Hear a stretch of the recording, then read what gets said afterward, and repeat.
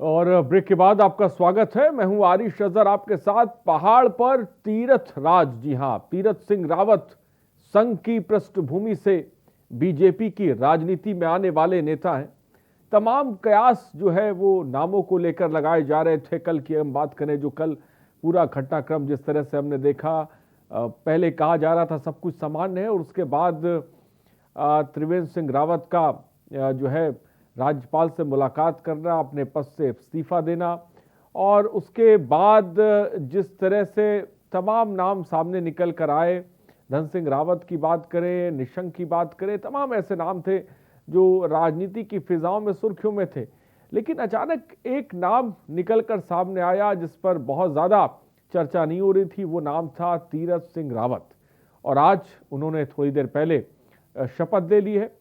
और शपथ तो ले ली है, लेकिन क्योंकि अगले चुनाव के लिए बहुत ज़्यादा वक्त नहीं बचा है, तो जो पद उन्हें मिला है, जो जिम्मेदारी उन्हें मिली है, एक बहुत बड़ी जिम्मेदारी है, और ये भी कहा जा रहा है कि ये उनके ऊपर एक कांटों का ताज है। फिलहाल इन तमाम जिम्मेदारियों के साथ आने वाले चुनाव में तीरथ सिंह रावत का परफॉर्मेंस क्या होगा, इसके लिए तो शायद आपको इंतजार करने की जरूरत है। छात्र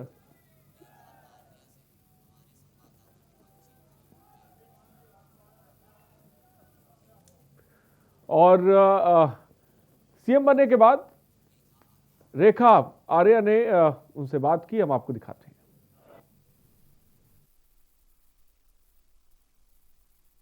तीरथ सिंह रावत जी के रूप में किया है वो स्वागत योग्य है। सभी विधायकों ने उनका समर्थन किया है और मैं समझती हूँ कि त्रिवेंद्र जी ने जो इन 4 सालों में नींव रखी है विकास की, उसको आगे बढ़ाने का काम करेंगे। और मैं समझती हूँ कि तीरथ जी के नेतृत्व में चौमुखी विकास उत्तराखंड का होगा। लेकिन मैम, जो नाम सुर्खियों में लगातार चलते आ रहे थे, उन सबको एक दरकिनार करते हुए, एक तरफ रखते हुए, एकदम से तीरथ सिंह रावत जी का नाम सामने आया और उनको मुख्यमंत्री पद पर यहाँ पर दिया गया है।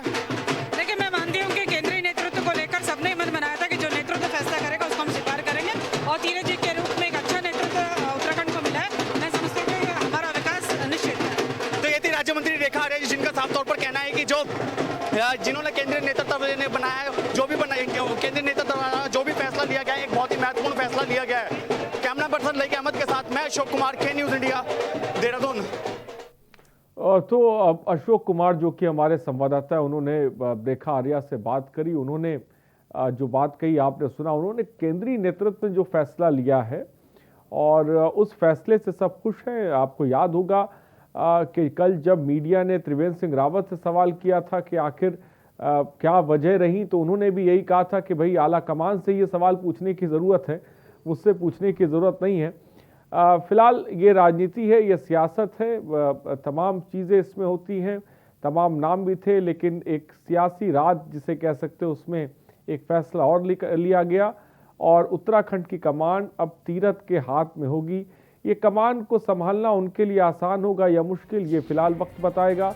वर्ष 2013 में उत्तराखंड भाजपा प्रदेश अध्यक्ष बने हैं। उनके कद की हम अगर बात करते हैं, वर्ष 1983 से 1988 तक आरएसएस के प्रचारक भी रहे हैं और साथ ही साथ एबीवीपी उत्तराखंड के संगठन मंत्री और राष्ट्रीय मंत्री भी रहे हैं। हेमवती नंदन गढ़वाल विश्वविद्यालय में छात्र संघ अध्यक्ष रहे। तो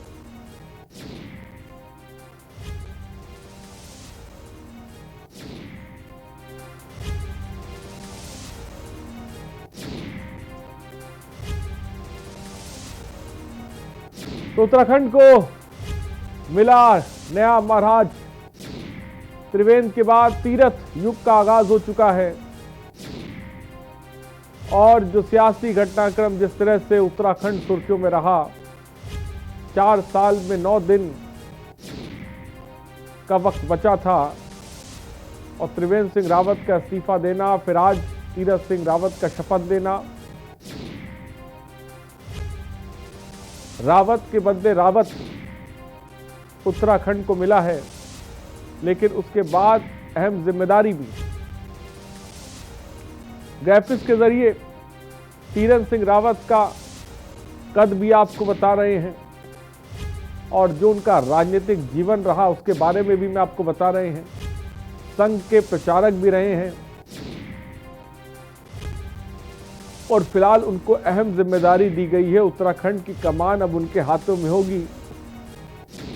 संघ से जुड़े दायित्व निभाते हुए वह बीजेपी की मुख्यधारा की राजनीति में आए और तीरथ सिंह उत्तराखंड की कमान अब संभाल रहे हैं। और फिलहाल हमारे साथ कुछ गेस्ट भी जुड़ रहे हैं, उनसे हम चर्चा करेंगे। देवभूमि में जो तीरथ सिंह का राज आया है उसको समझने की कोशिश करेंगे। ये जो राज है ये उनके लिए कितना मुश्किल है और एक साल में उनको बेहतर परफॉर्मेंस भी देनी है तो जिम्मेदारी भी अहम है। फिलहाल हमारे साथ मथुरा दत्त जोशी कांग्रेस नेता इस वक्त हमारे साथ जुड़ गए हैं। हमारे साथ उमा सिसोदिया आप नेता इस वक्त हमारे साथ जुड़ गई हैं। पीपी थपलियाल राज्य आंदोलनकारी हैं, इस वक्त हमारे साथ जुड़ गए हैं। आपका बहुत बहुत स्वागत है। राजेश वर्मा हमारे संवाददाता भी इस वक्त हमारे साथ जुड़ गए। राजेश, आपका ही बहुत बहुत स्वागत है। सबसे पहले सीधे राजेश के पास चलते। राजेश, इस वक्त जैसा कि सब जानते हैं तीरथ सिंह रावत की ताजपोशी हो चुकी है। उत्तराखंड में इस वक्त क्या कुछ है कार्यकर्ताओं में या संगठन के लिहाज से देखा जाए तो किस तरह की खुशी देखने को मिल रही है? फिलहाल ताज़ा अपडेट इस वक्त क्या है, मैं जानना चाहूँगा आपसे। बिल्कुल आरिश, मैं बता दूं, यही है कि मुख्यमंत्री 10वें मुख्यमंत्री की जो शपथ है वो तीरथ सिंह रावत ने ले ली है। और तीरथ सिंह रावत अब यहाँ से शपथ लेने के बाद जो है राजभवन के बाद जो है जो शहीद स्थल है वहां पर जाएंगे और वहां पर शहीदों को नमन करेंगे। सबसे बड़ी बात यह है कि जो अभी ताजा अपडेट यही आ रही है कि तीरथ सिंह जो है वो सीधा जो है शहीद स्थल पर जाएंगे। लेकिन आज जिस तरीके से खुशी का माहौल जो है साफ तौर पर देखने को मिला है कार्यकर्ताओं में, स्वाभाविक सी बात है क्योंकि जो एक प्रयास था और एक जिस तरह की कड़ी 3-4 दिन से लगातार जो जद्दोजहद नए सीएम की लेकर के हो रही, वो जो है उसका नाम को लेकर के, उसके चेहरे को लेकर के जो है आज जो है कहीं ना कहीं उसको लेकर के जो है एक मोड़ जो है वो लग गई है औपचारिक तौर पे। और आज जो है राज्यपाल बेबी रानी मौर्य ने जो है उनके और साथ ही चीफ सेक्रेटरी जो है ओम प्रकाश जी ने उनकी अध्यक्षता में जो है उनको शपथ जो है वो दिला दी गई है। तो कुल मिलाकर के बात करें तो अब से नया एक इतिहास, यानी कि अब जो समय रह गया है 10 से 11 महीने का जो तो कल कई ऐसे नाम थे जिस पर चर्चा चल रही थी, उन नामों में कहीं तीरथ सिंह रावत का नाम नजर नहीं आ रहा था। अचानक इस नाम पर मोहर लगना ये कैसे हुआ? बिल्कुल, क्योंकि ये देखिए आरिश, क्योंकि जो नाम हमने अभी तक देखा है, क्योंकि अभी तक 20 साल इस राज्य को बने हुए हो चुके हैं और 20 साल में जितनी बार भी भाजपा की तरफ से अगर कोई मुख्यमंत्री का चिन्हित किया जाता है या उसका नाम जो है आगे प्रेजेंट किया जाता है, वो कई बार ऐसा ही देखने को मिला है कि जिन लोगों के नाम बेसिकली चलते हैं तो वो नाम कभी प्रेजेंटली मतलब उनको सीएम की दौड़ से बिल्कुल रखा तो जाता है दिखाने के लिए कि ये चल रहा है नाम की, भाई इस पे विचार हो रहा है, तमाम चीजें हो रही है, लेकिन चेहरा जो है वो हमेशा अलग ही निकल के आता है। ये स्वाभाविक सी बात है। और दूसरी बात ये भी है कि इनके नाम को लेकर के पहले ही संगठन ने जो है इनके नाम को लेकर के हरी झंडी दिखा दी थी। भले ही अभी कई क्योंकि 57 विधायक है, 57 विधायकों की सरकार है और फुल बहुमत की सरकार है भाजपा की। इतिहास लिखता है भाजपा ने, जो अभी तक इतनी फुल मेजोरिटी में इस तरीके से विधायक जो है वो भाजपा के पास है, लेकिन उनको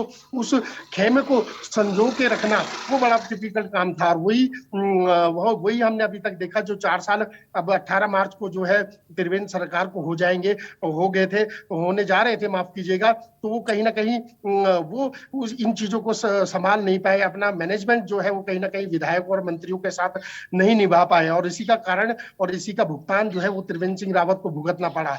कल उन्होंने इस्तीफा दिया और आज आप देख सकते हैं कि नए मुख्यमंत्री पद को लेकर के जो है शपथ भी हो चुकी है। और अब देखना यह है कि क्योंकि समय बहुत कम है और समय के साथ काम बहुत ज्यादा है, जिम्मेवारी बड़ी है, सबकी निगाह उनके ऊपर है। किस तरीके से विकास की रेलगाड़ी, डबल इंजन की सरकार जो है वो किस तरीके से आगे विकास को लेकर के चलेगी, क्योंकि तमाम अटकलें थी अलग अलग मुख्यमंत्री को लेकर के, लेकिन फिलहाल उन अटकलों पे जो है विराम लग चुका है। आज अब नया इतिहास एक तरीके से कहा जा सकता है 10वें मुख्यमंत्री का, वो शुरू हो चुका है। और 10वें मुख्यमंत्री में अब सबकी निगाह उन्हीं के ऊपर है कि पहाड़ को लेकर के किस तरीके का विकास होगा। और सबसे बड़ी बात यह है कि जो केंद्र की योजनाएं हैं, क्योंकि समय पीरियड कम है, केंद्र की योजनाएं हैं, जो राज्य सरकार की योजनाएं ऑलरेडी चल रही थी, वो कहीं ना कहीं इस समय उन पे विराम लगा है। अब किस तरीके से उनको तीरथ सिंह जो है वो किस तरीके से उसको निभा पाएंगे और किस तरीके से उसको लेके जाएंगे आगे तक। और उसके बाद 2022 का चुनाव है, 2022 के चुनाव को लेकर के किस तरीके की रणनीति अब उनके नेतृत्व में बनेगी, क्योंकि काम बहुत ज्यादा है। और अगर काम को लेकर के बात करें तो काम से ज्यादा अब अगले महीने जो है, जो कहा जा सकता है महाकुंभ की शुरुआत जो है वो उत्तराखंड में हो जाएगी। और महाकुंभ को लेकर भी एक बड़ा चुनौती भरा काम जो है वो कहीं ना कहीं तीरथ सिंह रावत के कंधों पर इस समय आ चुका है। लेकिन सब इन चीजों को देखें और तमाम जो अभी तक हमने घटनाक्रम देखे हैं कि अपने लगातार जिस तरीके से मुख्यमंत्री को फेरबदल करने की चर्चाएं पहले भी चली थी, लेकिन उन चर्चाओं के बीच कहीं ना कहीं जो है आज यानी कि आज जो है विधायक मंडल की बैठक के बाद ये सुनिश्चित हो गया कि प्रदेश के जो मुख्यमंत्री है, प्रदेश की जो कमान संभालनी है वो तीरथ सिंह रावत को संभालनी है। क्योंकि इनका जो गहरा नाता है, क्योंकि ये 2 बार प्रदेश अध्यक्ष भी जो है भाजपा के रह चुके हैं, बड़ी जिम्मेवारी इनको उस समय पे मिली थी। उसके बाद अगर हम बात करें तो ये शिक्षा मंत्री भी रह चुके हैं। उसके बाद हिमाचल में भी इनको बड़ी जिम्मेवारी दी गई थी। तो कहीं ना कहीं एक संघ से बड़ा इनका ताल्लुकात जो है बड़ा गहरा है और काफी शांत और से शांत स्वभाव के जो है कहीं ना कहीं कहा जा सकता है कि तीरथ सिंह रावत का व्यवहार शुरू से ही रहा है। लेकिन आज जिस तरीके से जिम्मेवारी मिली है, अब इसमें शांत से किस तरीके से काम होगा और सबको किस तरीके से लेकर के एक साथ काम किया जाएगा, ये अभी देखना होगा। और ये एक बड़ी परीक्षा का समय है, भाजपा के लिए भी एक परीक्षा का समय था, क्योंकि अब जो नए मुख्यमंत्री का चयन हुआ है उसको लेकर के बड़ी अटकलें लगी हुई थी। क्योंकि अब 2022 का चुनाव है, उससे पहले कई ऐसी रणनीतियां हैं जिनको लेकर के काम करना है। तमाम विपक्षी दल भी 2022 की तैयारी कर रहे हैं, चाहे उसमें कांग्रेस की भी बात करें, भाजपा की भी शुरू से तैयारी चल रही थी। और लेकिन और जो दल है, यूकेडी की बात करें, आम आदमी पार्टी अब प्रदेश में आ चुकी है, वो भी अपना अस्तित्व बनाने के लिए वो कहीं ना कहीं जद्दोजहद में लगी है। तो तमाम जो ऐसी अटकलें थी, जितना राजनीतिक हेर फेर जो कहा जा सकता है उत्तराखंड में राजनीतिक गतिविधियां जिस तरीके से अभी इस वर्ष में चली हैं, तो उस राजनीतिक गतिविधियों को किस तरीके से आगे तीरथ सिंह रावत अपनी मेजॉरिटी यानी कि अपने जो विधायक हैं, अपने जो मंत्री हैं, उनके साथ किस तरीके से कोऑर्डिनेट कर पाएंगे, किस तरीके से आगे व्यवहार बनाएंगे और किस तरीके से जो है विकास को लेकर के एक बड़ा एजेंडा जिस तरीके से मोदी सरकार का रहा है उसको किस तरीके से निभा पाएंगे, ये आरिश देखना होगा। और ये बिल्कुल दिलचस्प हुआ और एक बड़ी चुनौती जो होगी वो तीरथ सिंह रावत के सामने होगी। साफ तौर पे राजेश आपने कही कि चुनौती, इसमें कोई दो राय नहीं है कि ये बड़ी है। और एक चीज तो साफ है कि चुनाव की दहलीज तक का नेतृत्व अब तीरथ सिंह रावत को ही करना है। और वो नेतृत्व के साथ साथ एक अहम जिम्मेदारी ये है कि क्योंकि जिस तरह से हमने देखा कि मुखालिफत की गई त्रिवेंद्र सिंह रावत की, उस मुखालिफत और जो बयानबाजी और जो अविश्वास देखने को मिला, उन तमाम चीज़ों को भी संगठन के लिहाज से समझने की ज़रूरत है और जोड़ने की ज़रूरत है। फिलहाल मथुरा दत्त जोशी भी इस वक्त हमारे साथ है, कांग्रेस नेता। मथुरा दत्त जोशी जी, बीजेपी के चेहरे को कांग्रेस किस तरह से देखती है? देखिए, चेहरा बीजेपी ने केवल मनुष्य का चेहरा बदला है।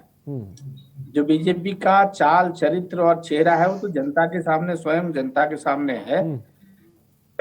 और चेहरा बदलने से जो पाप 4 साल में भारतीय जनता पार्टी ने किए हैं, जो अनर्थ इस प्रदेश की जनता के साथ किया है, जो नौजवानों के मथुरा दत्त जोशी जी, चेहरा बदलने की तो आपके यहाँ भी बहुत ज्यादा डिमांड चल रही, कांग्रेस में भी रस्साकशी चल रही है। क्या आपके यहाँ कोई चेहरा डिसाइड हो गया है? जी, हम कह रहे चेहरा बदलने को लेकर तो कांग्रेस में भी बहुत कशमकश चल रही है। बीजेपी ने तो कम से कम चेहरा डिसाइड कर लिया, आप लोगों ने डिसाइड किया? भाजपा के चेहरा बदलने से कांग्रेस को कोई फर्क पड़ने वाला नहीं है। जहां तक आपने सवाल किया कांग्रेस का, कांग्रेस के पास बहुत बढ़िया चेहरे हैं। मैंने एक बात पहले भी कभी कही थी, रावत के आगे रावत, रावत के पीछे रावत, रावत के दाएं रावत, रावत के बाएं रावत, लेकिन रावत के सामने फिर रावत है। मैंने कहा ना, हरीश रावत जैसी शख्सियत हमारे सामने है, हमारे साथ है, हमारे प्रदेश के नेतृत्व कर रही है। अखिल भारतीय कांग्रेस कमेटी के अध्यक्ष महामंत्री है, CWC के मेंबर हैं, यहाँ पर मुख्यमंत्री रह चुके हैं, 2 बार प्रदेश के अध्यक्ष रह चुके हैं। तो हमारे तो चेहरे ही चेहरे, प्रीतम सिंह जी 5 बार के विधायक रहे हैं, प्रदेश के अध्यक्ष हैं, मंत्री हैं, साफ सुथरी छप के आदमी, चेहरे ही चेहरे हमारे पास है। अध्यक्ष भी हैं, पुराने हमारे मुख्यमंत्री जी भी हैं, सब लोग मिलजुल के हमारे यहाँ चुनाव लड़ेंगे। और हरीश रावत जी से बेहतर चेहरा कौन आपके सामने होता है। इनको वैसे ही हरीश रावत जी के चेहरे से भारतीय जनता पार्टी की हवाइयां उड़ जाती हैं। जब हरीश रावत जी का कहीं भी नाम आता है तो कहीं कांग्रेस को कोई दिक्कत नहीं है चेहरे के मामले में। समय आने पर चेहरा ही घोषित करना पड़ेगा। निश्चित रूप से कांग्रेस चेहरा सामने लेके आएगी, लेकिन मैं एक बात जरूर कहूंगा कि भारतीय जनता पार्टी को इस बात का जवाब देना पड़ेगा कि अगर त्रिवेंद्र सिंह रावत जी इतने ही भारतीय जनता पार्टी के लिए लाभकारी थे तो भारतीय जनता पार्टी को इस बात का जवाब देना पड़ेगा कि 2017 में सिटिंग MLA का टिकट काट दिया था भारतीय जनता पार्टी के लोगों ने, भारतीय जनता पार्टी के केंद्रीय नेतृत्व ने। आज कैसे तीरथ सिंह रावत उनके नैया को पार लगाएंगे, इसमें भी आपने सोचना पड़ेगा, विचार करना पड़ेगा। कोई बहुत बड़ा फर्क पड़ने वाला नहीं है। जो पाप किए हैं वो चेहरा बदलने से पाप धुलने वाले नहीं है, और भी इनको उसका बुरा प्रभाव जाएगा।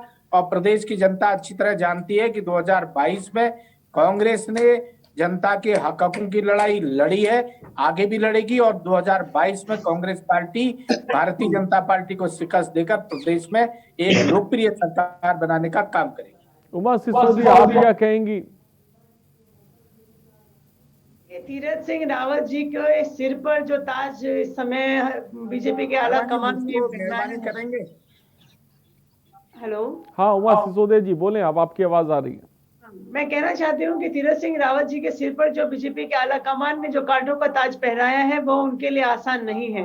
उनके जो रास्ता है आगे का 1 साल का वो बहुत मुश्किल है, और सबसे ज्यादा मुश्किल ये है कि पिछले 4 साल में त्रिवेंद्र सिंह रावत जी के जो तुगलकी फैसले हुए हैं और जो उनकी कार्यप्रणाली रही है, और उसकी वजह से जनता जितनी त्रस्त रही है, उन घावों पर मरहम लगाना तीरथ सिंह रावत जी के लिए आसान नहीं होगा। और सबसे बड़ा जो मुश्किल है वो है कि नौकरशाही पे लगाम कसना। उत्तराखंड की नौकरशाही त्रिवेंद्र रावत जी के शासन काल में बिल्कुल बेलगाम हो चुकी है। ना नौकरशाह अफसरों की सुनते हैं, ना नौकरशाह अपने जनप्रतिनिधियों की सुनते हैं, ना नौकरशाह जो हमारे मंत्रीगण हैं उनकी सुनते हैं। लगातार बहुत सारे भाजपा के विधायक और भाजपा के मंत्री अपने उनके जो डिपार्टमेंट में जो ऑफिसर्स, PCS IAS ऑफिसर्स काम करते थे, उनकी शिकायतें वो बार बार करते थे। मैं आऊंगा उमा सिसोदिया। चंद्र प्रकाश कुरुक्षेत्र से इस बीच एक दर्शक हमारे साथ हैं। चंद्र प्रकाश जी, क्या कहना चाहते हैं आप? आज का जो विषय आपने रखा है उस विषय को मैं हरियाणा के जो अविश्वास प्रस्ताव था उससे जोड़ करके देख रहा हूँ। अभी खट्टर साहब ने कहा कि एक शहर में बकरी ने गजल खा ली, एक शायर ने गजल लिखी थी और गजल वो खा गई, तो लोगों ने अफवाह उड़ा दी कि एक बकरी शेर को खा गई। कहा सही, परंतु उसका अभिप्राय गलत हो गया। यही बात यहाँ पर लागू हो रही है कि जो सरकार है वो तो अपनी जगह सही रही, परंतु जो उनका विपक्षियों का जो पैतरा था वो सक्सेस नहीं हुआ। इतना ही कहना चाहता हूँ। धन्यवाद। ठीक है, बहुत बहुत शुक्रिया हमारे साथ जुड़ने के लिए। उमा सिसोदिया जी अपनी बात को जल्दी से पूरा करें। जी, मैं यही कहना चाहती हूँ कि उत्तराखंड में जो नौकरशाही पूरी तरह से बेलगाम हो चुकी है, उस नौकरशाही को ठीक है, मैं रोकना चाहूंगा। इस वक्त उत्तराखंड के CM तीरथ सिंह रावत कुछ कह रहे हैं, सीधे आपको लेकर चलते हैं।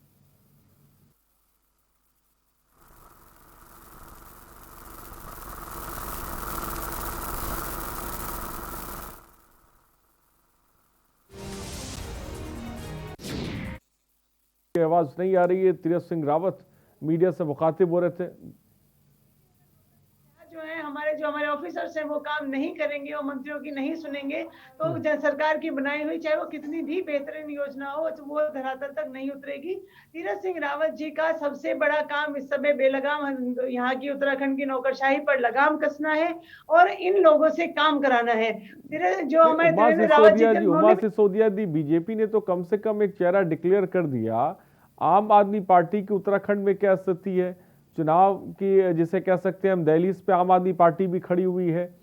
किस नेतृत्व के सहारे आप लोग आगे बढ़ेंगे, क्या एजेंडा होगा? आम आदमी पार्टी की स्थिति क्या है उत्तराखंड में? आम आदमी पार्टी की स्थिति अगर उत्तराखंड में कहूं तो मेरे से बेहतर और बेहतरीन स्थिति तो मुझे लगता है कि मीडिया इस समय बता सकता है लोगों को। आम आदमी पार्टी के सारे कार्यकर्ता इस समय सड़कों पर उतर रहे हैं और हमारा जो संगठन का जो निर्माण है वो बहुत तेजी से आगे बढ़ रहा है।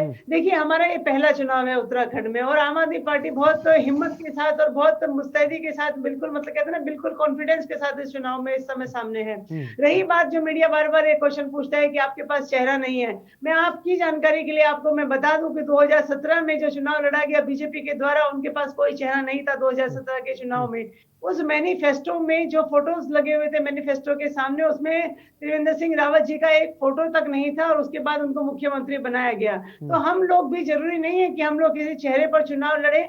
आम आदमी पार्टी का जो काम है, जो दिल्ली में हम लोगों ने, तो उमा सिसोदिया जी बहुत बड़ा चेहरा प्रधानमंत्री का, जिस चेहरे पर तमाम राज्यों में वोट पड़ जाते हैं, तो हम कह रहे उतना बड़ा चेहरा आपके पास है? देखिए, मैंने आपसे क्या बोला, हमारा चेहरा है दिल्ली के मुख्यमंत्री केजरीवाल जी के द्वारा दिल्ली में किया गया काम।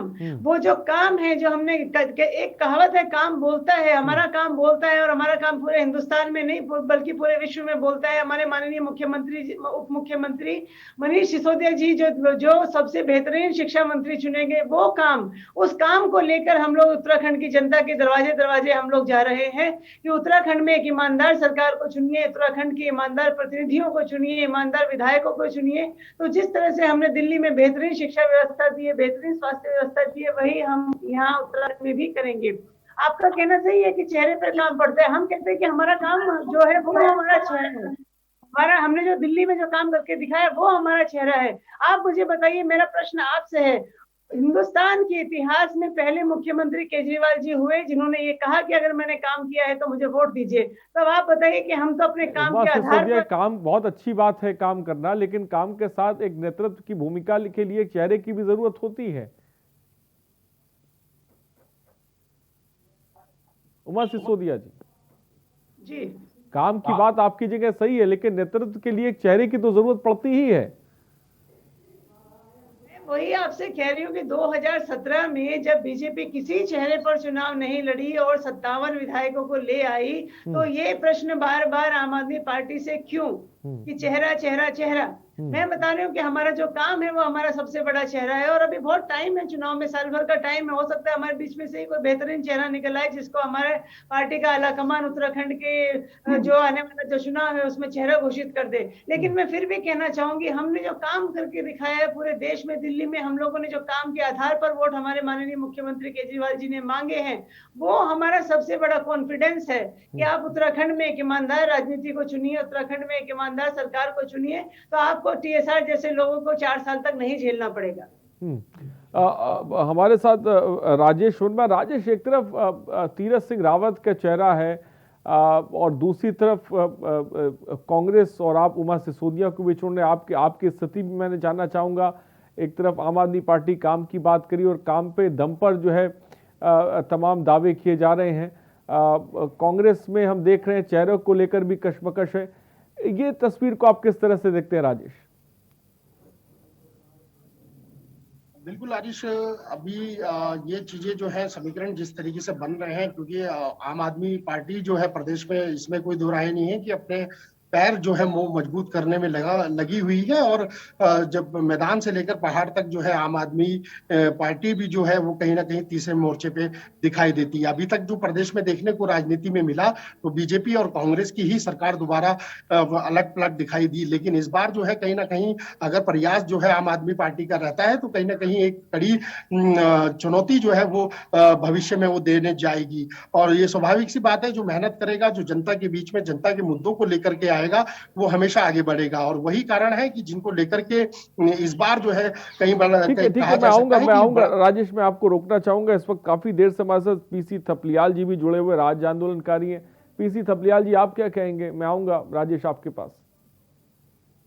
देखिए, जब से ये राज्य बना है और हमारे पास जो एक बहुत बड़ी फिहरिस्त हमारे मुख्यमंत्रियों की रही है, तो उतने अनुभवी तो नहीं हैं हमारे वर्तमान मुख्यमंत्री जो आज घोषित किए गए हैं भारतीय जनता पार्टी द्वारा।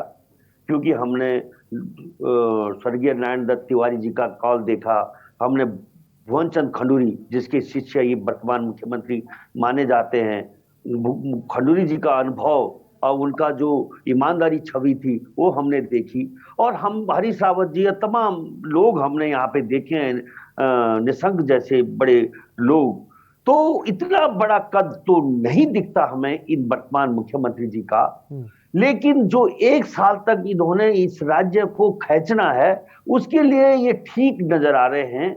इसलिए क्योंकि जो ज्वलंत मुद्दे हैं इस राज्य के, उससे ये रूबरू नहीं है। क्या मुद्दे हैं? क्या इनके मुद्दे पास जवाब रहेगा कि मुझे नहीं पता कि मैं किस तरह से उन बेरोजगारों की समस्याएं को हल करूं जो उपनल के लोग एक बड़ी चुनौती के रूप में आज आंदोलनरत है। उनको ये नहीं मालूम पड़ेगा कि किस तरह से सिंगताली का पुल कैंसिल किया गया, किन माफियाओं के हाथ इसमें थे, जो कुछ हमने सब कुछ अपनी जिन चीजों मुद्दों को लेकर हम आंदोलन कर रहे, वो वर्तमान मुख्यमंत्री को कुछ भी नहीं पता है। उनको नहीं पता है कि उनकी टिहरी झील दिल्ली के एक माफिया के हाथ में किस तरह से चली गई है, किस तरह से इसके लिए हम आंदोलनरत हैं, उनको नहीं मालूम। उनको ये नहीं मालूम कि शिक्षा और स्वास्थ्य की जो स्थिति इस पहाड़ में हो रखी है उसका हल भी शायद उनके पास नहीं होगा। लेकिन वो एक ऐसा चेहरा है, नॉन कंट्रोवर्शियल, चुपचाप रहने वाले, चुपचाप काम करने वाले, शायद है कि आज की राजनीति में वो सबसे उपयोगी लगते हैं, क्योंकि केंद्र सरकार अपने आप में इस राज्य में जो ऑल वेदर रोड बना रही है, ट्रेन की वो बना रही है, पटरियां बिछा रही है, तो वो बड़ा काम हमेशा यहाँ के नेतृत्व के पास रहेगा, ये दिखाने के लिए कि देखो भारतीय जनता पार्टी इस राज्य के हित में काम करते हुए दिख रही है। लेकिन जहां तक सवाल है कि हमारी बहुत बड़ी आशाएं वर्तमान मुख्यमंत्री से नहीं है, एक टाइम पास, एक ऐसा गुड्डा हमारे आगे रख दिया गया है कि जिसको हम देखते रहेंगे। सुंदर सी टोपी भी पहन ली उन्होंने, और बाकी जहां तक सवाल है कि एक चीज भारतीय जनता पार्टी ने इस गरीब राज्य के ऊपर जो चुनाव थोपने की बात की है कि एक विधानसभा का चुनाव यहां पे लड़ा जाएगा और एक संसदीय सीट की चुनाव यहां पे लड़ी जाएगी, वो इन्होंने एक अतिरिक्त बोझ इस राज्य के गरीब राज्य के ऊपर रख दिया है। और एक तमाशा भी बनेगा यहां पे, क्योंकि जितनी विपक्षी दल हैं इस समय वो ऑर्गेनाइज नहीं है इनके साथ लड़ने के लिए। आज जो भी स्थिति है, चाहे वो कांग्रेस की हो, चाहे उत्तराखंड क्रांति दल की हो, और चाहे हमारी आम आदमी पार्टी की है, ये तमाम लोग अभी इतनी बड़ी ताकत नहीं रखते हैं कि जो इस भारतीय जनता पार्टी को शिकस्त दे सके। अब इनको किस तरह से ये यूनाइट हो पाए, मेरा मानना है उत्तराखंड पूर्व सैनिक एवं मानव सैनिक संयुक्त संगठन ये मानता है कि पूर्व सैनिक इस राज्य के गार्जियन है और हम इस राज्य की राजनीति का तमाशा नहीं बनने देंगे। इसलिए हम चाहते हैं कि सभी जो दल है, अपोजिशन दल, वो यूनाइटेड हो और यूनाइटेड होकर एक विकल्प के रूप में यहाँ पे, क्योंकि हमने देखा छोटे छोटे कई क्षेत्रीय दल बन गए हैं, वो इस भारतीय जनता पार्टी के लिए बहुत सुगम रास्ता प्रशस्त करते हैं। इनमें हमारी बड़ी सपना है कि किस तरह से माफिया परस्त राजनीति को क्या वर्तमान मुख्यमंत्री चुनौती दे पाएंगे, क्योंकि 20 साल में ये राज्य कंप्लीट तौर से माफियों की ग्रिप में, माफियों के शिकंजे में, तो माफियों के शिकंजे में, और कई ऐसे मुद्दे हैं जिसके बारे में पीसी थपलियाल जिक्र कर रहे हैं। क्या उन तमाम मुद्दों का हल निकाल पाएंगे तीरथ सिंह रावत? ये कई ऐसे सवाल हैं जो पूछे जाएंगे। वक्त कम है, जिम्मेदारी बड़ी है, और नया चेहरा है, तो नए चेहरे के साथ साथ सवाल तो साफ तौर पे पूछे जाएंगे। फिलहाल यहाँ पे रुकते हैं छोटे से ब्रेक के लिए। पहाड़ पर तीरथ राज पर चर्चा जारी रहेगी।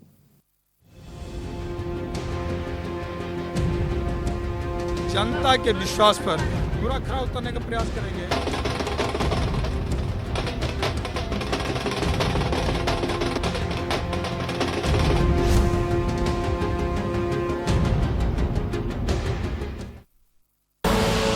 आप देख रहे हैं के न्यूज, खबरों का सारथी। उत्तर प्रदेश में योगी सरकार अपने दावे और वादे पर खरी उतरी है। अपने दमदार काम से प्रदेश में विकास की गति देते हुए यूपी को संवार रही है। यूपी में जो 70 सालों से नहीं हुआ, उसे योगी सरकार ने 4 सालों में कर दिखाया है। राजकीय विद्यालयों में आधुनिक तकनीक के माध्यम से शिक्षा, प्रतियोगी छात्रों को कोचिंग की सुविधा के लिए मुख्यमंत्री अभ्युदय योजना। बीते 70 सालों में सबसे अधिक विकास योगी सरकार में हुआ है। आगामी 50 सालों के लिए हेल्थ इंफ्रास्ट्रक्चर का आधार तैयार किया। 15 लाख से अधिक लोगों का कोरोना वैक्सीनेशन। आयुष्मान योजना में 1.18 करोड़ परिवारों को 5 लाख का कवर दिया। 40 लाख से अधिक प्रधानमंत्री आवास की स्वीकृति और निर्माण। 4 सालों में 4 लाख से ज्यादा युवाओं को सरकारी नौकरी। गन्ना किसानों को 1.25 लाख करोड़ का रिकॉर्ड भुगतान। 341 किलोमीटर लंबे पूर्वांचल एक्सप्रेसवे का तेजी से निर्माण। 2 करोड़ 61 लाख शौचालयों का निर्माण कराया। योगी सरकार ने विकास की दृढ़ इच्छा शक्ति से अपने काम के दम पर यूपी की तस्वीर बदल कर रख दी है। काम दमदार योगी सरकार। खुदी को आजमाया है तो ये अंदाज आया है। खुदी को आजमाया है तो ये अंदाज आया है। तुम में भी मैं हूं, शुद्ध प्लस पान मसाला।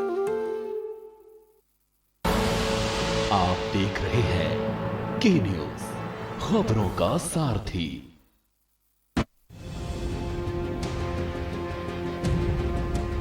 जनता के विश्वास पर पूरा खरा उतरने का प्रयास करेंगे।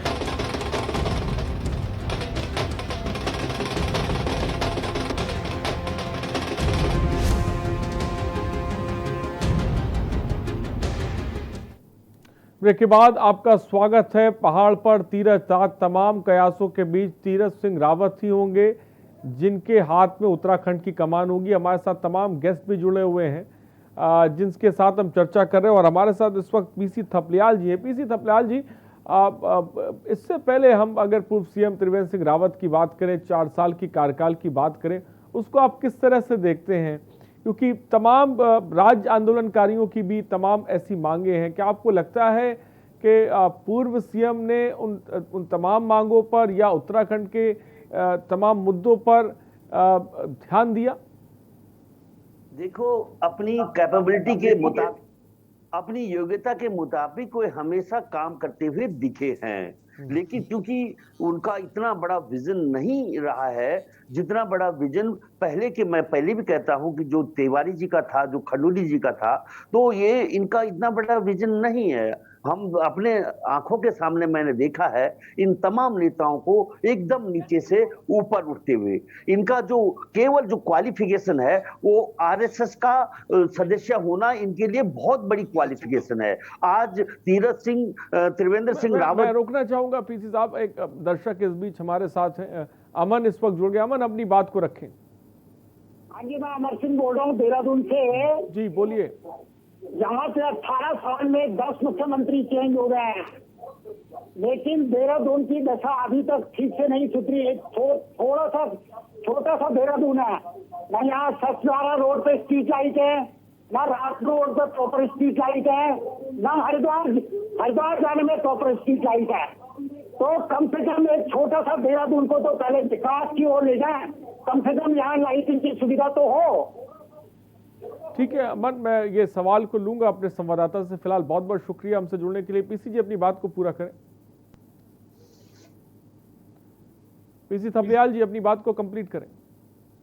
मैं ये कह रहा हूं कि त्रिवेंद्र रावत जी जब पहले कृषि मंत्री रहे अपने खंडूरी जी के कार्यकाल में, उस समय भी इन पे एक ढैंचा बीज का अभियोग लगा था और वही मतलब अधिकारी उनके पास सचिव यही थे जो आज मुख्य सचिव बने हैं।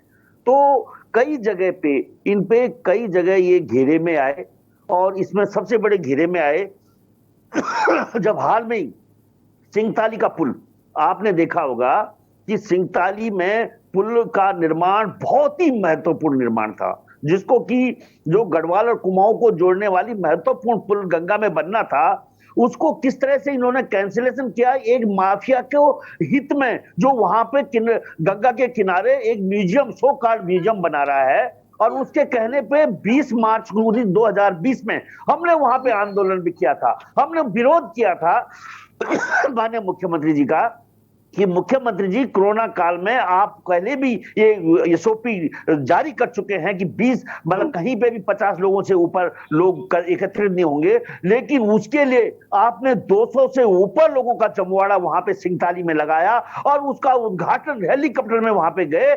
तो उसमें माननीय पांगती जी जो एक बड़ी IAS अधिकारी थे, उन्होंने जब खोजबीन की इस जमीन के बारे में तो पाया कि ये अवैध रूप से जमीन ट्रांसफर की गई उस व्यक्ति को, सावरा नाम के व्यक्ति को। और इसके लिए हाल में ही हम हल्द्वानी गए, जिस दिन टनकपुर में इन्होंने हमारे अनिल बलूनी जी ने ट्रेन का उद्घाटन किया वहां पे टनकपुर से दिल्ली की ट्रेन का, उस दिन हम हल्द्वानी गए, हमने समझाया अनिल बलूनी जी को कि साहब किस तरह से ये अवैध रूप से जमीन ट्रांसफर कर दी गई है और यहाँ पे मुख्यमंत्री जी का पूरा सहयोग इनके पीछे लग रहा है। तो इन सवालों को क्या हमारे वर्तमान मुख्यमंत्री समझ पाएंगे?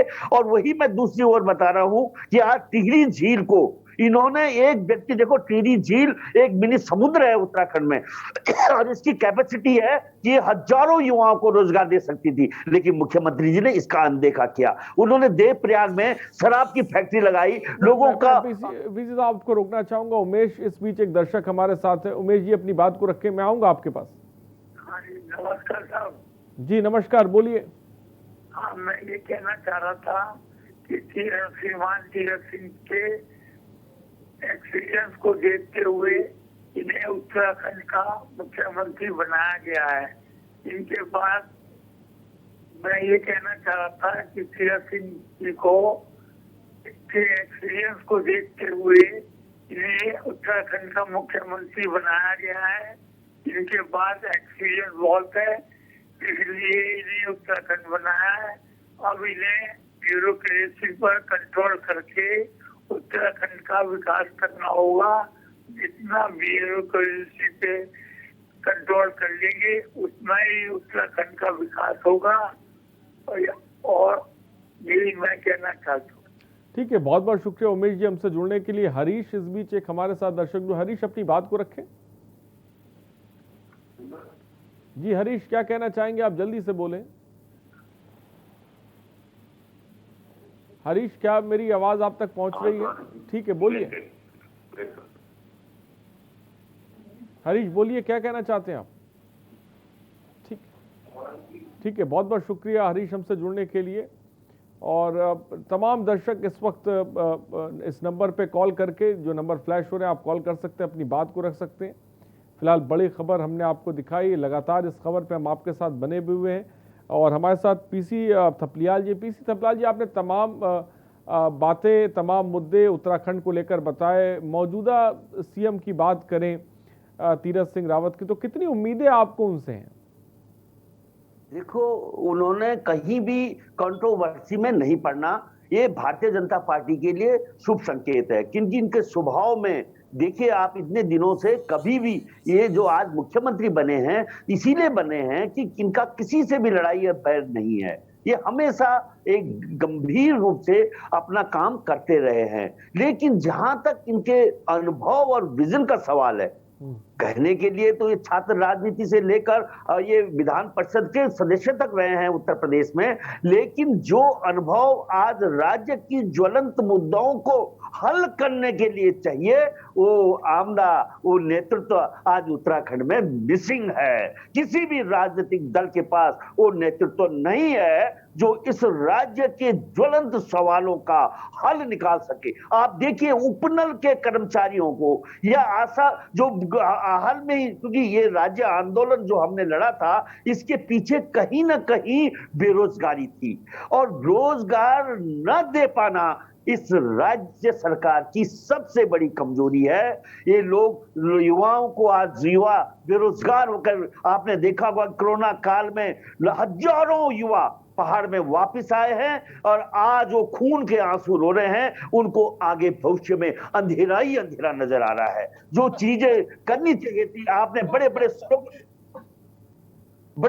स्लोगन दिए, मत्स्य पालन का, खेतों का, कृषि का, भाग की खेती तक का, लेकिन किसी को भी आप जमीन पे नहीं उतार पाए।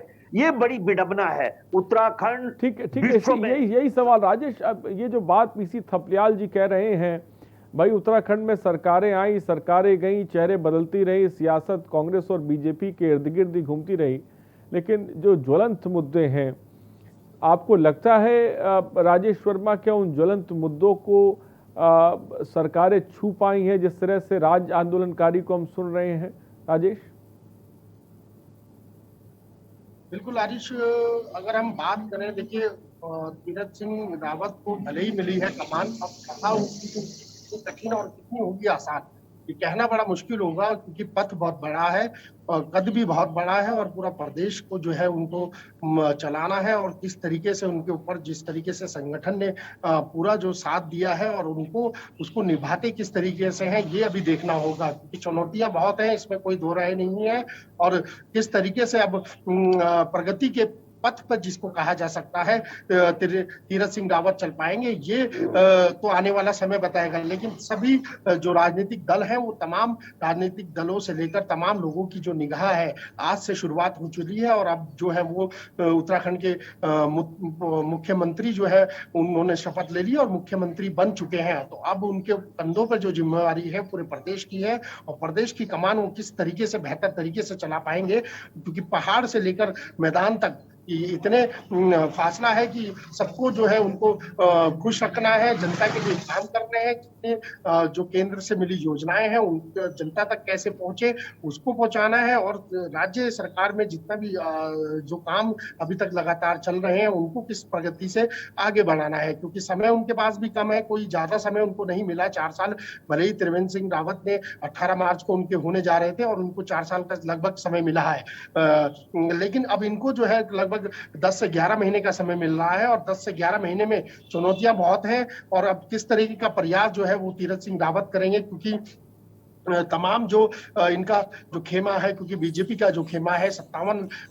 मैं राजेश आपको रोकना चाहूंगा। सूर्यवीर रुद्रपुर से इस बीच एक दर्शक है। सूर्यवीर साहब, क्या कहना चाहेंगे आप? हम तो तीरथ साहब को अपनी मंगल कामनाएं देना चाहते हैं उज्जवल भविष्य के लिए। ये अपना महाशिवरात्रि के मौके पे, इनको महाकुंभ के मौके पे ये सेवा मिली है। हमारी ये कामना है कि इनको जो है आगे भविष्य में इसी तरह के अच्छे काम करेगा। ठीक है, बहुत बहुत शुक्रिया हमसे जुड़ने के लिए। राजेश, अपनी बात को पूरा करें।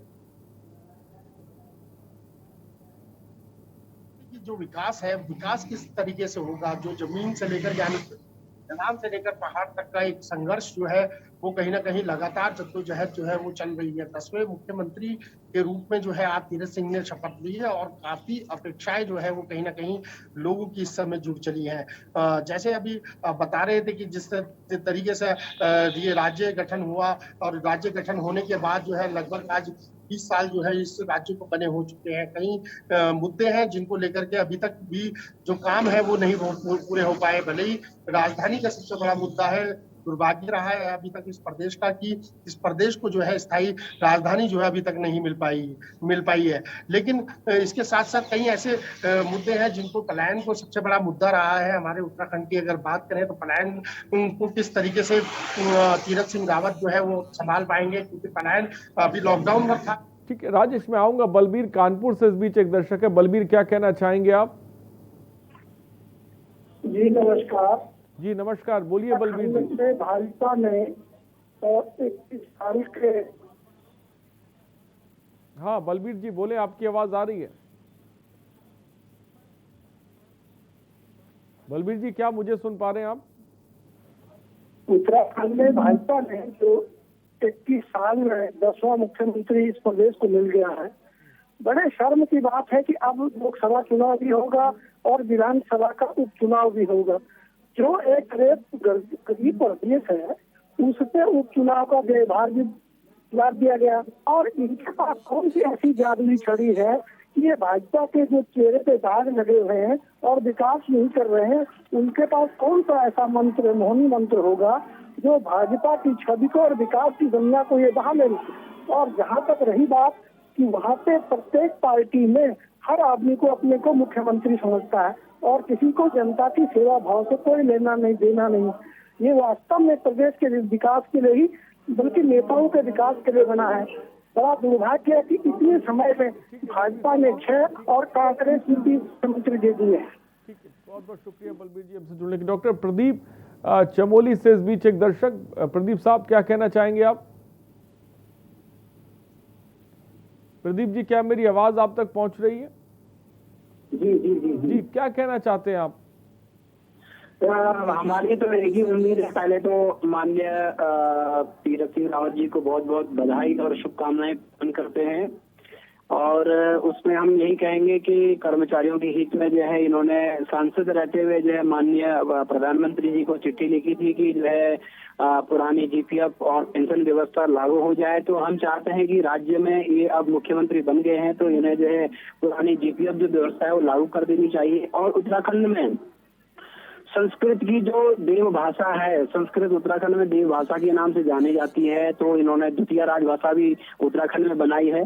तो निश्चित ही जो है यहाँ पे द्वितीय राजभाषा को धरा पर उतारें और कागजों तक समेट कर न रखें। अभी तक संस्कृत की स्थितियां ऐसी जस की तस बनी हुई है, तो निश्चित है इन्हें संस्कृत के लिए बहुत अच्छा काम करना चाहिए। इनके पास बहुत कम टाइम है और अंत में जाते जाते कम से कम स्थायी राजधानी गैरसैंण बना के जाए तो बहुत बड़ी एक उपलब्धि भारतीय जनता पार्टी के लिए होगी। और ठीक है, तो कुछ मांगे भी उठ रही। बहुत बहुत शुक्रिया प्रदीप हमसे जुड़ने के लिए। अमित इस बीच एक दर्शक हमारे साथ है। अमित, क्या कहना चाहेंगे आप? Sir hello. हाँ अमित बोले, आपकी आवाज आ रही है। सर मैं ये कहना चाह रहा हूँ कि मतलब 10 सालों में, मतलब 21 सालों में 10 मुख्यमंत्री ये लोग बना चुके हैं कांग्रेस और बीजेपी के मिलकर के। मैं ये पौड़ी गढ़वाल जमशेदपुर का रहने वाला हूँ। ये इनमें से कम नहीं तो आज तो पौड़ी से सबसे ज्यादा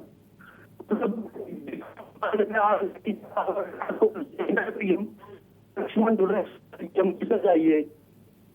ठीक है अमित, आपकी आवाज हम तक साफ नहीं आ पाए फिलहाल। बहुत बहुत शुक्रिया। अमन इस बीच एक दर्शक हमारे साथ है। अमन, आप क्या कहना चाहते हैं? सर नमस्कार। सर मैं ये कहना चाहता हूँ, पहले तो तीरथ सिंह रावत जी को बधाई देना चाहता हूँ जो हमारे मुख्यमंत्री बने हैं। दूसरा मैं बीजेपी के लिए कहना चाहता हूँ कि उन्हें क्या जरूरत पड़ी कि उनको दोबारा मुख्यमंत्री चेंज करना पड़ा, क्योंकि 1 साल से भी कम समय रह गया है और लगभग 10 से 9 महीने ही होंगे जो ये काम करेंगे और दोबारा उपचुनाव कराने पड़ेंगे और जो पैसों का खर्चा आएगा वो भी हमारे ऊपर आएगा। तो ये बड़ी चिंता की बात है। बाकी देखते हैं कि आगे क्या होता है। तो तमाम दर्शक अपनी राय भी दे रहे हैं। जो उलटफेर हुआ है, जो चेहरा बदला गया है, उसको लेकर भी अपनी प्रतिक्रिया दे रहे हैं और उत्तराखंड में जो जमीनी मुद्दे हैं उसको लेकर भी तमाम दर्शक अपनी बात रख रहे हैं। रमन, बहुत बहुत शुक्रिया हमसे जुड़ने के लिए। राजेश मैं आऊँगा, लेकिन उमा सिसोदिया भी हमारे साथ है। उमा, हम देख रहे हैं उत्तराखंड में जो सियासत है वो बीजेपी और कांग्रेस के इर्द गिर्द ही घूमती है। आम आदमी पार्टी उत्तराखंड में अपने आप को कैसे फिट करेगी? क्या रणनीति होगी? क्या एजेंडा होगा? देखिए, आम आदमी पार्टी इस समय उत्तराखंड के पावन भूमि पर अपना पहला विधानसभा चुनाव लड़ने जा रही है और आप देखेंगे, और ये खबरें तो मीडिया को मुझसे पूछने के बजाय मीडिया खुद देख सकता है कि आम आदमी पार्टी के तमाम कार्यकर्ता इस समय एक एक गांव, एक एक घर, एक एक गली, एक एक कूचे की जो है वो खाक छान रहे हैं। हम एक एक घर में जा रहे हैं। हमारा इस समय बड़ा कैंपेन चल रहा है, डोर टू डोर का कैंपेन। हम इस समय पूरी कोशिश में है कि हम उत्तराखंड के प्रत्येक व्यक्ति तक पहुंच पाए और तमाम कार्यकर्ता इस समय जुटे हुए हैं यहाँ पर। और मैंने जैसे कि आपको पहले भी बताया कि हमारा जो मेन एजेंडा है वही है हमारा जो हमने दिल्ली में किया है, शिक्षा। हम यहाँ के जो सरकारी जो बदहाल स्कूल है हम उसकी व्यवस्था को ठीक करेंगे। हम यहाँ के सरकारी अस्पताल की व्यवस्था को ठीक करेंगे और बिजली और पानी, हमारा ऊर्जा प्रदेश है, सबसे बड़ा बांध एशिया का हमारे यहाँ है और हम लोगों को बिजली खरीदनी पड़ती है, तो हम बिजली की व्यवस्था को ठीक करेंगे और पानी की व्यवस्था को, जैसे कि हमने 700 लीटर पानी हम लोग दिल्ली में फ्री देते हैं, वैसे ही हम लोग यहाँ पर भी उन सारी चीजों को, स्कीमों को हम लोग लागू करेंगे जैसा कि हमने दिल्ली में किया।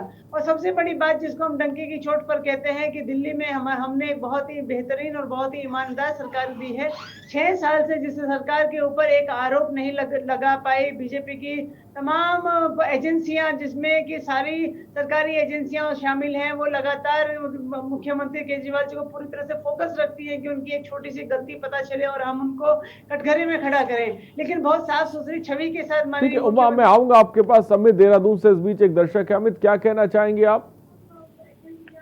सर मैं ये कहना चाहता हूँ कि पहले तो मैं तीरथ सिंह रावत जी को बधाई देना चाहता हूँ, वो 10वें मुख्यमंत्री इस राज्य के बने हैं। वैसे मैं रहने वाला यमकेश्वर विधानसभा का हूँ। यमकेश्वर विधानसभा के हाल क्या है कि सालों से, ये आप लोग शायद नहीं जानते। वहाँ पे मतलब अगर किसी को चोट लग गई तो वो हॉस्पिटल ऋषिकेश आएगा या कोटद्वार जाएगा। अभी तक कोई हॉस्पिटल की वहाँ पे व्यवस्था नहीं है। रोड की ये हालत है कि आपको स्वयं बेबी रानी मौर्य जी ने कहा था वहाँ पे जा करके कि यहाँ का मुख्य सांसद कौन है। सांसद उस समय तीरथ सिंह रावत जी थे, जबकि योगी आदित्यनाथ जी के पिताजी का देहांत हुआ था, तब की बात मैं कर रहा हूँ। ये कम से कम शर्म आनी चाहिए इन लोगों को। ठीक है अमित, बहुत बहुत शुक्रिया हमसे जुड़ने के लिए।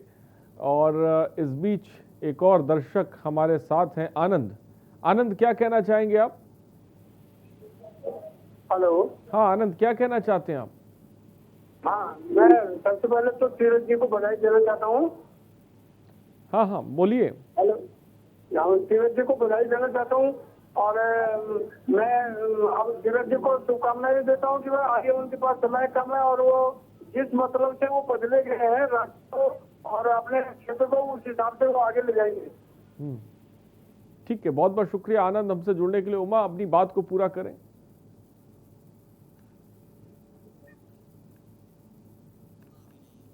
तो शायद उमा से हमारा संपर्क अब नहीं हो पा रहा है अभी। राजेश वर्मा के पास सीधे चलते। राजेश, तमाम प्रतिक्रियाएं आ रही हैं, शुभकामनाएं भी एक तरफ तीरथ सिंह रावत को दी जा रही हैं, दूसरी तरफ कई ऐसे सवाल हैं जिसके बारे में पीसी थपलियाल जी जिक्र कर रहे थे। उन ज्वलंत मुद्दों की तरफ भी उत्तराखंड की जनता इशारा कर रही है।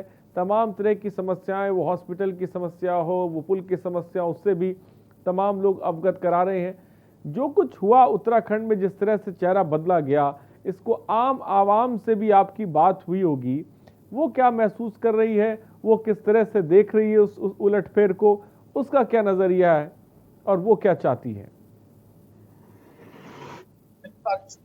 उत्तराखंड की जनता है वो बहुत ही सीधी सादी और भोली भाली है, इसमें कोई दो राय नहीं है। पहाड़ी मैं एक सेकंड के लिए आपको रोकना चाहूंगा। अभिषेक, एक दर्शक इस भी जल्दी से मैं चाहूंगा कि उनको ले ले। अभिषेक, क्या कहना चाहेंगे आप?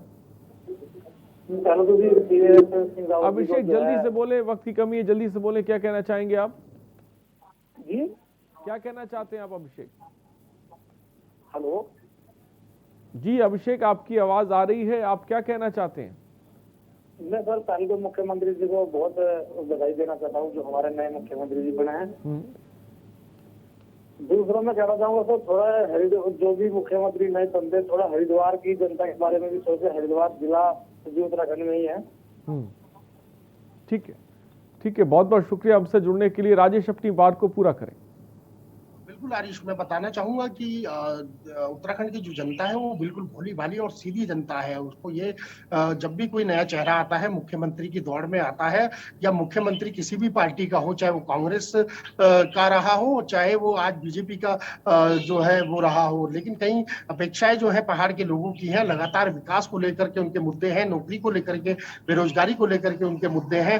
तमाम ऐसे मुद्दे हैं जिनको लेकर इस बार जो है 10वें मुख्यमंत्री ने जरूर शपथ ली है, लेकिन इस बार देखना होगा कि क्या ये 10वें मुख्यमंत्री जनता की अपेक्षाओं पे जो है खरे उतरेंगे या नहीं, ये आने वाला समय बताएगा। लेकिन फिलहाल जिस तरीके से लोग, जो दर्शक हैं हमारे, लगातार जिस तरीके से मैं देख रहा हूँ, जिस तरीके से मैं सुन रहा हूँ कि वो लगातार फोन पे बधाई भी दे रहे हैं तीरथ सिंह रावत को, और कई अपेक्षाएं जो है वो जो कर रहे हैं कि हमको जो है एक विकास का मुद्दा जो है कहीं ना कहीं विकास धरातल पे दिखाई दे। ये एक बड़ा मुद्दा है और जिसको लेकर के हमेशा अपेक्षा रहती है कि कोई भी पार्टी, चाहे राजनीतिक पार्टी कोई भी प्रदेश के अंदर आए, लेकिन वो सिर्फ प्रदेश को के लिए काम और विकास की बात करे। लेकिन यहाँ पर कई चीजें होती हैं जिन चीजों को लेकर के बातें बहुत बड़ी बड़ी होती हैं, लेकिन काम नहीं हो पाते। अब देखते हैं कि भाजपा की सरकार लगातार काम कर रही है, इसमें कोई दो राय नहीं है।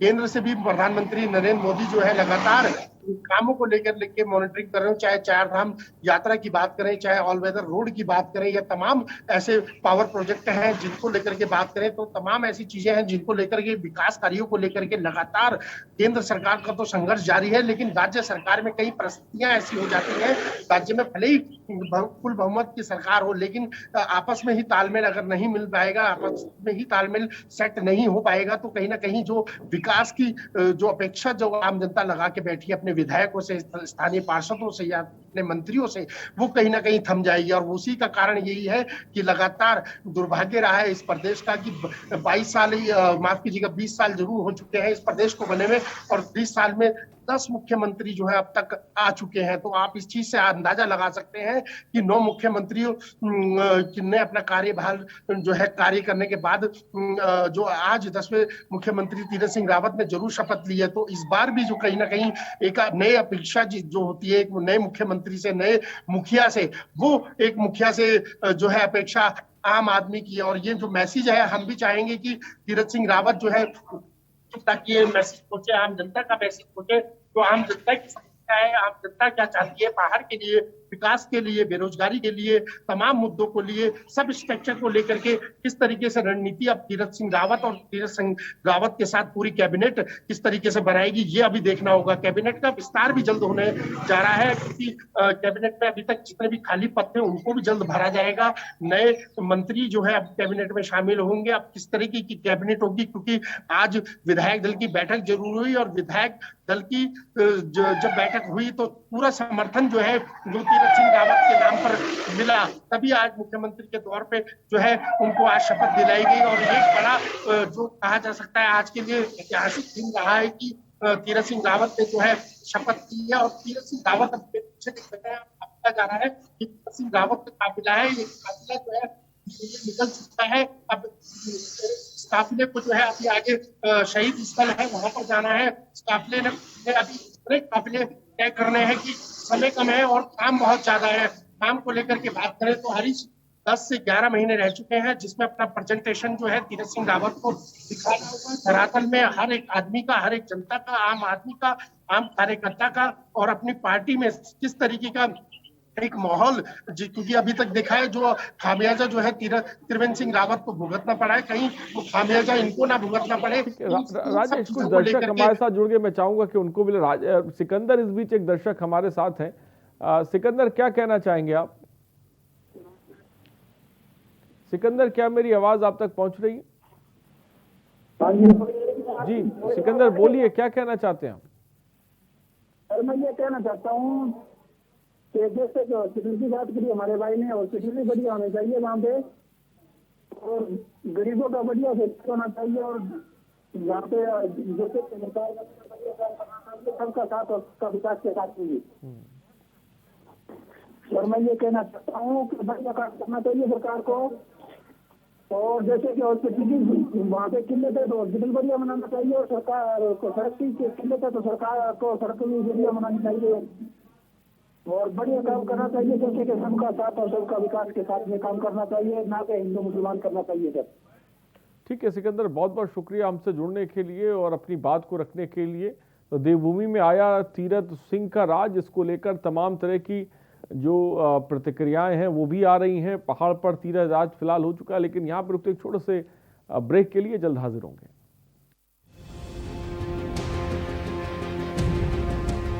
जनता के विश्वास पर पूरा खरा उतरने का प्रयास करेंगे।